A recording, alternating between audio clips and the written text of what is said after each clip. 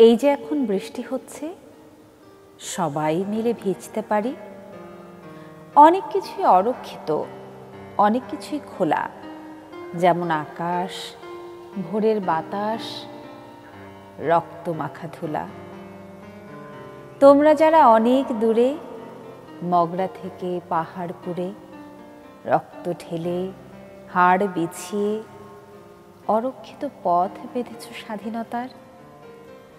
হৃদয় জুড়ে তাদের আসন, বৃষ্টি কিংবা রোদের শাসন সব কিছুকে এড়িয়ে যাবে। বৃষ্টি লেগে আগুন হবে, রোদ লাগলেই শোনা। তোমরা যারা হারিয়ে গেছো, তাদের হারিব না।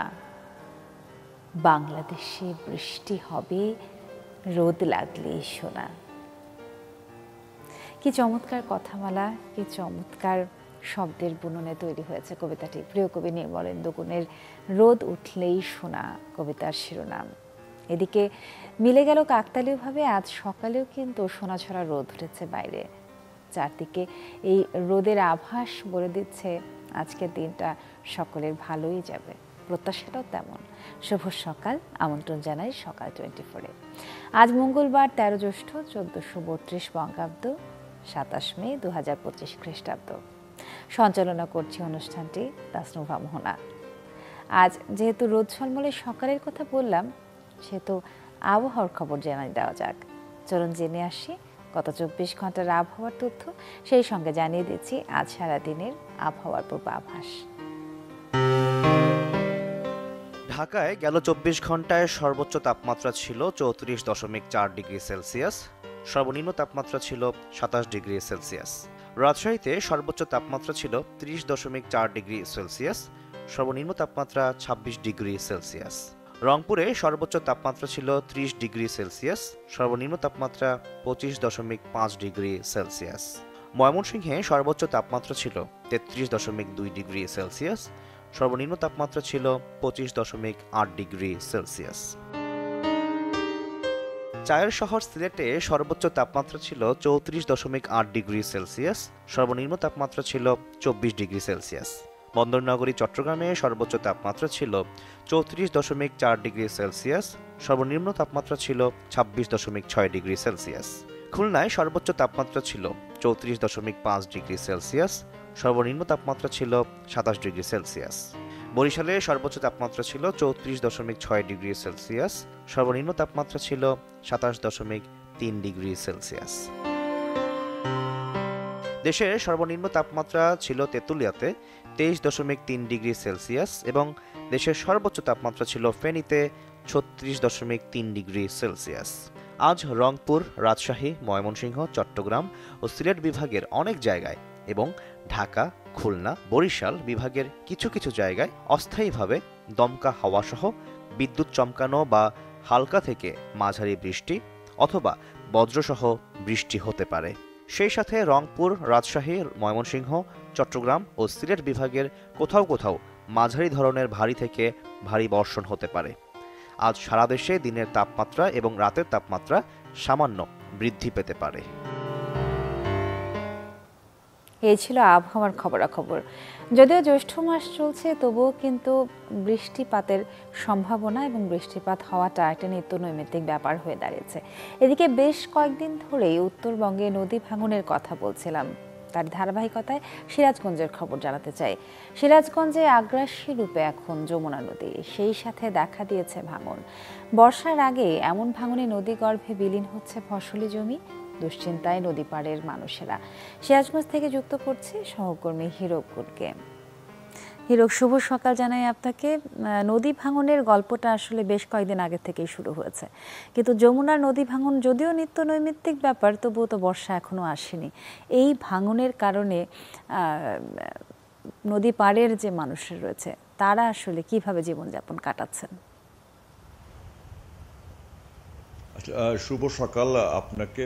আপনি যেমনটি বলছিলেন যে ঠিক এখন কিন্তু জ্যৈষ্ঠ মাস, বর্ষাকাল এখন আসেনি, তারপরেও কিন্তু আগ্রাসী রূপ ধারণ করেছে যমুনা নদী এই সিরাজগঞ্জে। জ্যৈষ্ঠ মাসের শুরুতেই কিন্তু এই যে সিরাজগঞ্জে যমুনা নদীর পানি কিন্তু প্রায় এক সপ্তাহ ধরেও কিন্তু বাড়ছিল। তবে গতকাল কিছুটা পানি কমেছে, তারপরেও কিন্তু যদি আপনারা দেখতে পারবেন যে ঠিক বর্ষার সময় যে যমুনার রূপ আমরা দেখতে পাই সেটি কিন্তু এবার ঠিক এই শুষ্ক মৌসুমে জ্যৈষ্ঠ মাসেই কিন্তু দেখা যাচ্ছে নদীতে কিন্তু অনেক পানি। সেই সাথে সদর উপজেলা যেটি ভাটপিয়ারি গ্রাম ছিল সেই গ্রামে কিন্তু নদী ভাঙন রয়েছে বেশ কদিন ধরেই।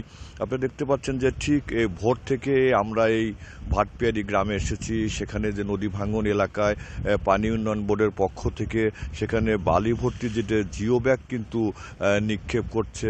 ঠিক এই গ্রামটির প্রায় 2 কিলোমিটার এলাকা জুড়েই কিন্তু ভাঙন রয়েছে ঠিক পশ্চিম পারে, যে কারণে এই এলাকার মানুষের মধ্যে কিন্তু তারা আবার দুশ্চিন্তায় পড়েছে যে বর্ষা আসতে না আসতেই কিন্তু যে শুষ্ক মৌসুমেই যে যমুনা নদীর ভাঙনের কারণে এই বাঁধের যেটি পশ্চিম পারে কিন্তু অনেক বেশ কয়েকটি গ্রাম রয়েছে।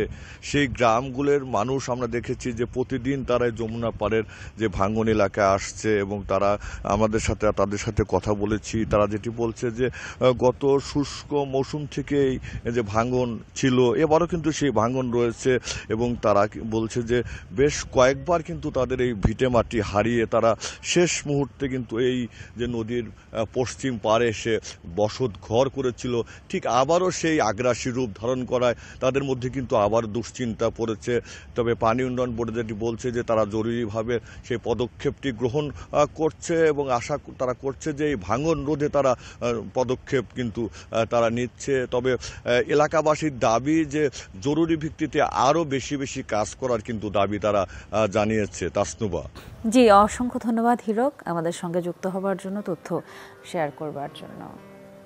পত্রিকার খবরের শিরোনামগুলো এবারে দেখিয়ে দিতে চাই। প্রথমেই সমকাল পড়ছি। সমস্যাগ্রস্ত 20 আর্থিক প্রতিষ্ঠান একীভূত হচ্ছে, খেলাপি ঋণে জর্জরিত এক হচ্ছে 6 ইসলামী ব্যাংক। এদিকে সচিবালয় ঘিরে উত্তাপ, সরকারি চাকরি অধ্যাদেশ অনুমোদনের প্রতিবাদে টানা তৃতীয় দিনের মতো বিক্ষোভ করছেন বিভিন্ন মন্ত্রণালয় ও বিভাগের কর্মচারীরা। সোমবার সচিবালয়ের 1 নম্বর ভবনের সামনে থেকে তোলা একটা ছবি আমরা ইনসার্টে দেখতে পাচ্ছি। টোকিওর কাছে $100 কোটি বাজেট সহায়তা চাইবে ঢাকা, প্রধান উপদেষ্টা জাপান যাচ্ছেন কাল। এদিকে চট্টগ্রামে হাসনাত আব্দুল্লাহ, সচিবালয় থেকে বাধা এলে কঠোর প্রতিরোধ করা হবে। ঐক্যমত্য কমিশন সংস্কার প্রস্তাব 1, মৌলিক সংস্কার নিয়ে ভিন্ন অবস্থানে দলগুলো। কোন দলের কি অবস্থান সেটি এখানে ডিটেলসে দেওয়া আছে, যে বিস্তারিত যাচ্ছি না। আমি পড়ছি অন্য আরেকটি সংবাদ শিরোনাম, যেখানে সেনা সদরের সংবাদ সম্মেলনে বলা হচ্ছে জাতীয় নিরাপত্তা বিরোধী কাজে সম্পৃক্ত হবে না সেনাবাহিনী। এই ছিল সমকাল। এবারে পড়ব দৈনিক প্রথম আলো। দৈনিক প্রথম আলোতে এখানেও জাতীয় ঐক্যমত্য কমিশন নিয়ে একটি সংবাদ শিরোনাম করা হয়েছে। বেশ কিছু গুরুত্বপূর্ণ প্রশ্নে এখনো ঐক্যমত্য হয়নি। 33টি দলের সঙ্গে প্রথম পর্যায়ের আলোচনা শেষ হয়েছে কমিশনের। এই সংক্রান্ত অগ্রগতি জানাতে গতকাল সংবাদ সম্মেলন করে কমিশন। অধ্যাপক ইউনুস থাকছেন, সংকট কতটা কাটল? ব্যবসা ভালো নেই, বিনিয়োগ কম, 2025-26 অর্থবছরে আসছে বাজেট, সেই প্রসঙ্গের একটি সংবাদ শিরোনাম। শেখ হাসিনা পালানোর আগে কি ঘটেছিল? গণভবনে ট্রাইব্যুনালে শুনানি। সরকার ও সেনাবাহিনী একে অপরের বিপরীতে দাঁড়ায়নি। সেনা সদরের প্রেস ব্রিফিংয়ে বলা হচ্ছে সেনাবাহিনী সরকারের নির্দেশনা মেনেই কাজ করছে। দেশের নিরাপত্তা বিঘ্নিত হয় এমন কোনো কাজে সেনাবাহিনী সম্পৃক্ত হবে না। এই ছিল প্রথম আলোর সংবাদ শিরোনাম। এবারে পড়ছি দৈনিক কালের কণ্ঠ। মৃত্যুমুখী শিল্প, বেকারত্ব চরমে, 5 বছরে সর্বনিম্ন রাজস্ব প্রবৃদ্ধি, এনবিআর বিভক্তির ধাক্কা আদায়ে। লাগামহীন খেলাপি ঋণ ঝুঁকিতে আরও 44,000 কোটি টাকা। মানবিক করিডোরের মতো স্পর্শকাতর বিষয়ে সেনাবাহিনী সম্পৃক্ত হবে না, সেনা সদরের ব্রিফিংয়ে এটি বলা হয়েছে। এদিকে বিক্ষোভে উত্তাল সচিবালয়, আজও সমাবেশ, সরকারি চাকরি অধ্যাদেশ 2025 প্রত্যাহার দাবি। আগে ঘরের আবর্জনা পরিষ্কার করতে হবে সরকারকে, বিশেষ প্রতিবেদন। ঝুঁকিতে 1,10,00,000 শিক্ষার্থী, কর্মবিরতিতে অচল সরকারি প্রাথমিক বিদ্যালয়। দাবি আদায় না হওয়া পর্যন্ত কর্মবিরতি চলবে। শিক্ষার্থীদের জিম্মি করে আন্দোলন না করার অনুরোধ অধিদপ্তরের। ইশরাককে শপথ না পড়ানোর রিট খারিজের বিরুদ্ধে লিভ টু আপিল। শপথ পড়াতে সচিবকে আইনি নোটিশ। জাতীয় সনদ বাস্তবায়ন প্রক্রিয়া নির্ধারণ করবে দলগুলো। সংবাদ সম্মেলনে আলী রিয়াজ। টকশো ব্যক্তিত্বদের সঙ্গে বৈঠক। ডিসেম্বরের আগে নির্বাচনের পক্ষে যুক্তি তুলে ধরতে তারেক রহমানের নির্দেশ। এদিকে জামায়াতে আমির বলছেন, ধৈর্য, সহিষ্ণুতা ও দেশপ্রেমে উজ্জীবিত হয়ে কাজ করুন। পড়ছি যুগান্তর, সত্যের সন্ধানে নির্ভীক। এখানেও সেই সচিবালয় প্রসঙ্গেই শিরোনাম করা হচ্ছে, বিক্ষোভে উত্তাল সচিবালয়। সরকার সেনাবাহিনীর মধ্যে বিরোধ নেই। সেনা সদরের সংবাদ সম্মেলন, যেখানে বলা হচ্ছে যে বিভেদ দ্বন্দ্ব কিছুই সৃষ্টি হয়নি, একে অপরের সঙ্গে সুন্দরভাবে কাজ করছে সেনাবাহিনী। ঐকমত্য হয়নি গুরুত্বপূর্ণ সাংবিধানিক সংস্কারে। সংবাদ সম্মেলনে অধ্যাপক আলী রিয়াজ। সবশেষে দৈনিক ইত্তেফাক। প্রশাসনে বিশৃঙ্খলার আশঙ্কা। চায়ের দোকানে দুর্বৃত্তদের গুলিতে প্রাণ গেল বিএনপি নেতার। ভিডিও ফুটেজে 2 ঘাতক শনাক্ত। অভ্যুত্থানকে বাইরে থেকে উগ্র ইসলামপন্থী আন্দোলন হিসেবে তুলে ধরার চেষ্টা হচ্ছে বললেন প্রধান উপদেষ্টা ডক্টর মোহাম্মদ ইউনূস। কেনাকাটায় অনিয়ম, যোগ্যতায় কমতি, তারপরও বহাল যমুনার এমডি। ব্যাংকের খেলাপি ঋণ বেড়েছে অস্বাভাবিক গতিতে। দুদক আর কেন্দ্রীয় ব্যাংকের নির্দেশ উপেক্ষা। এই ছিল আজকের সংবাদ শিরোনামগুলো। এবারে চলে যাচ্ছি বাজার পরিস্থিতি জানাতে। আমের ফলন সম্পর্কে জানাবো, যেটা জ্যৈষ্ঠ মাসের শুরু থেকেই আমরা কম বেশি আপনাদেরকে প্রতি সকালে জানিয়ে থাকি। আমের ফলনের খবর জানাতে আজকে যুক্ত হচ্ছি ঠাকুরগাঁওয়ের ফাতেমা ছোকরার সঙ্গে। ফাতেমা, শুভ সকাল আপনাকে। আপনার কাছ থেকে প্রায়ই আমরা এই সময় মধু মাসের আমের খবরাখবর পেয়ে থাকি। জ্যৈষ্ঠ মাস চলছে এবং ঠাকুরগাঁয়ে এবারে কোনো আম ভাঙার কাজ চলছে কিনা বিস্তারিত জানতে চাই। শুভ সকাল তাসনুভা, আমি আছি এখন ঠাকুরগাঁয়ের কলেজপাড়া এলাকায়। এখানে এই আম বাগানটিতে আম্রপলি, কাটিমন, বিভিন্ন জাতের আমের কিন্তু গাছ রয়েছে। আমি যদি একটু তথ্য দিই তাসনুভা, যে ঠাকুরগাঁয়ে এবছর 3,500 হেক্টর জমিতে কিন্তু সঙ্গেও আমি কথা বলেছি, আমের বাগান মালিকদের সঙ্গেও আমি কথা বলেছি। তারা যেটা বলছে যে এবছর আমের মুকুলটা এসেছে দেরিতে, যে কারণে তারা কিন্তু ফলন বিপর্যয়ের একটা শঙ্কা করেছিল। তবে এখন পর্যন্ত আমের বাগান ঘুরে আমরা যেটা দেখেছি যে ফলন মাশাআল্লাহ ভালো, তো এতে কিন্তু ক্ষতির কোনো সম্ভাবনা নেই। আর বাগান মালিকরা যেটা বলছে যে তারা বিঘাকে বিঘা জমি তারা এই আমের গাছ লাগিয়েছে, ফলে তারা 3 বছর বা 2 বছর মেয়াদে তারা এই গাছগুলো ব্যবসায়ীদের কাছে কিন্তু ইজারা দিয়ে থাকে এবং প্রতিটি বাগান প্রায় 2 লক্ষ 3 লক্ষ টাকা করে কিন্তু ইজারা দেয়া হয়। তো এতে কিন্তু বাগান মালিকরা তেমন একটা ক্ষতির সম্ভাবনা থাকে না। আর ব্যবসায়ী আর কীটনাশক স্প্রে করা, খুঁটি দেয়া, বাঁশের বেড়া দেয়া, তারপর পাহারাদার, এই সকল কিছুতে কিন্তু তাদের অনেকটাই খরচ পড়ে যায়। তবে আমের যে ফলন রয়েছে এখন পর্যন্ত তাসনুভা, সেটা কিন্তু অনেকটাই আশাব্যঞ্জক, কারণ এই আম কিন্তু তারা লাভবান হবেন বলেই তারা জানিয়েছেন। তবে বাজারে কিন্তু ঠাকুরগাঁয়ের বাজারে এখন পর্যন্ত আম আসেনি। বাজারে আম আসতে আরও 15-20 দিন বাকি রয়েছে। তাসনুভা। ফাতেমা, অসংখ্য ধন্যবাদ সাথে যুক্ত হওয়ার জন্য। আমাদের সহকর্মী ফাতেমা ছোকরার কাছ থেকে আমরা যাচ্ছিলাম ঠাকুরগাঁয়ে কি ধরনের আম ভাঙা হচ্ছে তার খবরাখবর। এবারে সকাল 24 থেকে নিচ্ছে ছোট্ট একটি বিরতি, ফিরে এসে অন্যান্য আয়োজন।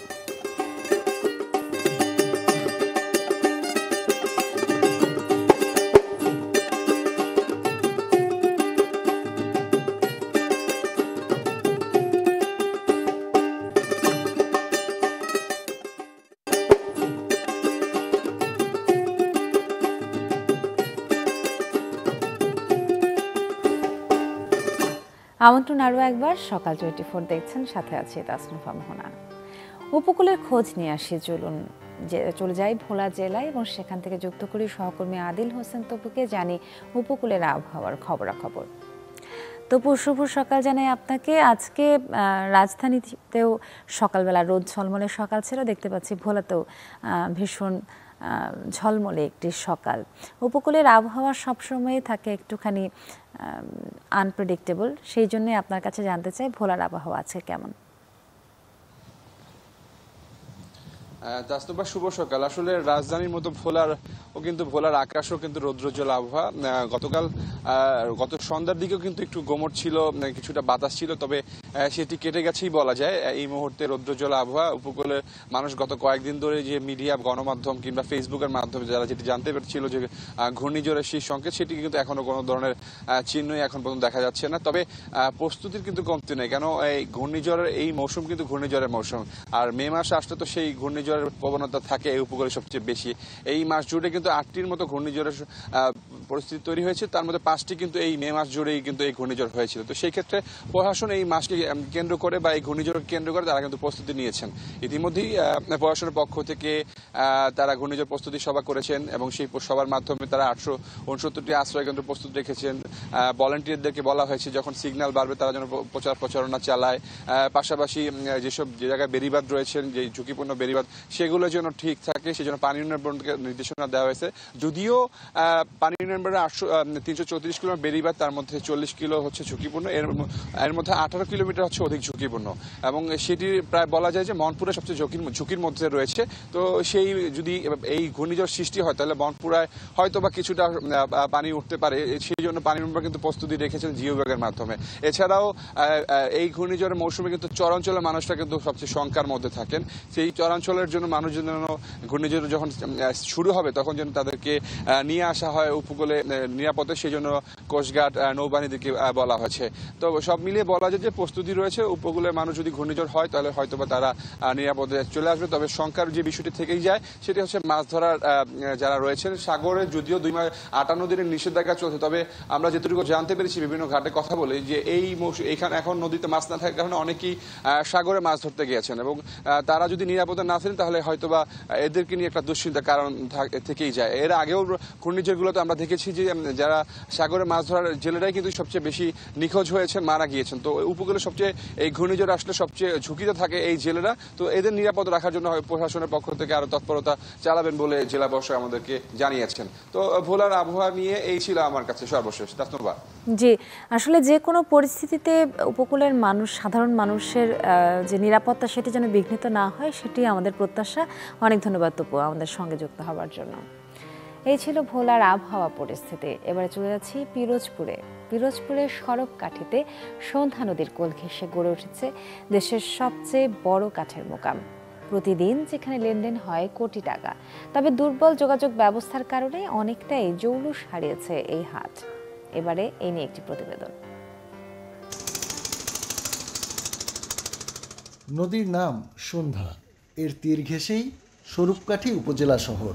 প্রাচীন শহরটিতে নদীর পাড়েই গড়ে উঠেছে দেশের সবচেয়ে বড় কাঠের মোকাম, যেখানে বিশাল এলাকা জুড়ে চলে কাঠের বাণিজ্য। সন্ধ্যায় গিয়ে মিশেছে শহরের শীতলা, কালীবাড়ি, পঞ্চায়েত বাড়ি সহ আরও অনেক খাল। এসব খালের মাধ্যমে কাটা গাছ ভাসিয়ে নিয়ে আসা হয় এই মোকামে।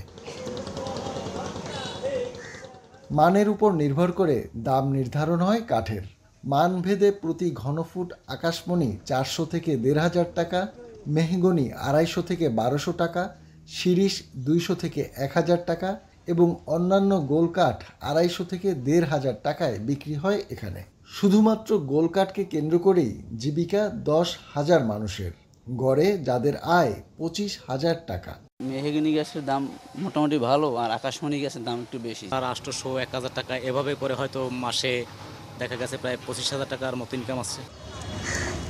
প্লাস্টিক সহ সস্তা নানা বিকল্পের দৌরাত্ম্যে কাঠের প্রতি আগ্রহ কমেছে সাধারণ মানুষের। সড়ক যোগাযোগ ব্যবস্থার উন্নয়নে কমেছে নদীপথের ব্যবহারও। তাই পুরনো জৌলুস অনেকটাই হারিয়েছে 40 বছর বয়সী এই ভাসমান হাট। খুব ভালো একটা আর্ন করতো মানুষ, টাকা পয়সা ইনকাম করতো। এখন বর্তমানে প্লাস্টিকের ব্যবহারের কারণে হয়তো কাঠের একটা ধস নামছে, দেখা গেছে এখানে তারা ন্যায্য মূল্য পাচ্ছে না। এখন আসলে মাল খুবই কম আসে, বিভিন্ন এলাকার থেকে পার্টি আসতো আমাদের এখানে কাঠ নেওয়ার জন্য। সব দেশই লোকাল কার্ড পাওয়া যায়, তো এখন লোকাল কার্ড একটু কম আসে। এই হাটে ব্যবসা করেন 500-র বেশি আড়তদার। প্রতিদিন যাদের লেনদেন হয় গড়ে 5 লাখ টাকা পর্যন্ত। কাউসার হোসেন রানা, চ্যানেল 24, স্বরূপকাঠি। এবারে আন্তর্জাতিক খবর। চীনের প্রযুক্তি নির্ভর শেনজেন শহরে চলছে 21তম আন্তর্জাতিক সাংস্কৃতিক শিল্প মেলা। 5 দিনব্যাপী চলা মেলার অন্যতম আকর্ষণ উড়ন্ত কার। সেই সাথে প্রদর্শন করা হচ্ছে সিঙ্গেল সিট বিমান, রোবট, ড্রোন, স্মার্ট চশমা সহ উন্নত প্রযুক্তির নানা গ্যাজেট। চলো দেখে আসি। চীনের দক্ষিণাঞ্চলের প্রযুক্তি নির্ভর শহর শেনজেন, যেখানে 5 দিন ধরে চলছে 21তম আন্তর্জাতিক সাংস্কৃতিক শিল্পমেলা, যাতে দর্শনার্থীদের নজর কাটছে উড়ন্ত কার। দেশীয়ভাবে তৈরি বৈদ্যুতিক প্রোপালশন সিস্টেমে চলছে এই হাইব্রিড উইং ফ্লাইং কারটি, যা ডিজাইন করা হয়েছে ক্রুজ ফ্লাইটের জন্য। এছাড়া গুয়াংডং, হংকং, ম্যাকাও সহ বেশ কিছু এলাকার আন্তনগর ভ্রমণের চাহিদা পূরণ করতে পারবে উড়ন্ত এই কার। দ্রুত গতিতে চলা উড়ন্ত কার দেখে মুগ্ধ মেলায় আসা দর্শনার্থীরা। মেলায় প্রথমবারের মতো রাখা হয়েছে কৃত্রিম বুদ্ধিমত্তা প্রদর্শনী জোন, যাতে অংশ নিয়েছে 22টি স্থানীয় প্রযুক্তি প্রতিষ্ঠান। উড়ন্ত কারের পাশাপাশি প্রদর্শন করা হচ্ছে সিঙ্গেল সিট বিমান, রোবট, ড্রোন, স্মার্ট চশমা ও ইয়ারফোন। আমরা নতুন নতুন প্রযুক্তির উদ্ভাবন চালিয়ে যাব। বিমানগুলোকে আরও স্মার্ট, নিরাপদ ও দক্ষ করে তুলতে আমরা বেশি জোর দিচ্ছি, যাতে অদূর ভবিষ্যতে এক আসনের বিমানে উড়াল দিয়ে আকাশের সীমাহীন সৌন্দর্য উপভোগ করতে পারেন অ্যাডভেঞ্চার প্রিয় ব্যক্তিরা। চীনের প্রযুক্তি নির্ভর অর্থনীতির বিকাশে অগ্রণী ভূমিকা পালন করছে শেনজেন শহর। বিশেষ করে উন্নত প্রযুক্তির ফ্লাইট চালুর নানা পরিকল্পনা ও প্রকল্প হাতে নিয়েছে প্রযুক্তি প্রতিষ্ঠানগুলো। এর আওতায় 2025 সালের মধ্যে 1000-এর বেশি উড্ডয়ন ও অবতরণ প্ল্যাটফর্ম এবং 1000-এর বেশি বাণিজ্যিক ফ্লাইট রুট চালুর পরিকল্পনা নিয়েছে শেনজেন। রাখি জেসমিন, চ্যানেল 24। এই ছিল শিল্প মেলার খবর। একেবারে শেষ পর্যায়ে চলে এসেছে সকাল 24-এর বিদায় নেবার পালা। যাবার আগে তো শুভ সকাল জানাবই, তবে আজকের সকালটা একটা কবিতার সকাল হোক। কবিতা দিয়ে শেষ করতে চাই। পড়ছি পূর্ণেন্দু পত্রের প্রার্থী। আমাকে একটু আলোক দাও, রোদ মাতাল ভোর, একটু দাও মুক্ত হাওয়া, রুদ্ধশ্বাস এই বুকে। আমি কি দেব, কি দিতে পারি তোমাকে শক্তিমান? তোমাকে দিই কখানা ভাঙা পাঁজরে যত জ্বালা। আমাকে একটু বর্ষা দাও, দুমুঠো কাটি ধান, একটু দাও ফাল্গুনের রোদ আধার ঘোর ঘরে। আমি কি দেব, কি দিতে পারি তোমাকে মহাব্রতী? তোমাকে দিই কোটরাগত দু চোখে যত দাহ। আমাকে একটু শক্তি দাও, ষাঁড়ের মতো ঋজু, একটু দাও সুখের ছোঁয়া খসা মনে।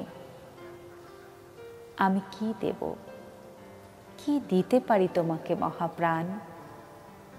তোমাকে দিই ঘৃণার ক্ষতে রক্ত জবার ঝাড়। আমাকে একটু শান্তি দাও, ফুলের মতো স্বাদ। একটু দাও অবসরের উদয় মুখে আসা। আমি কি দেব, কি দিতে পারি তোমাকে জ্যোতির্ময়? তোমাকে দিই আকাশ মাটি কাঁপানো কণ্ঠস্বর।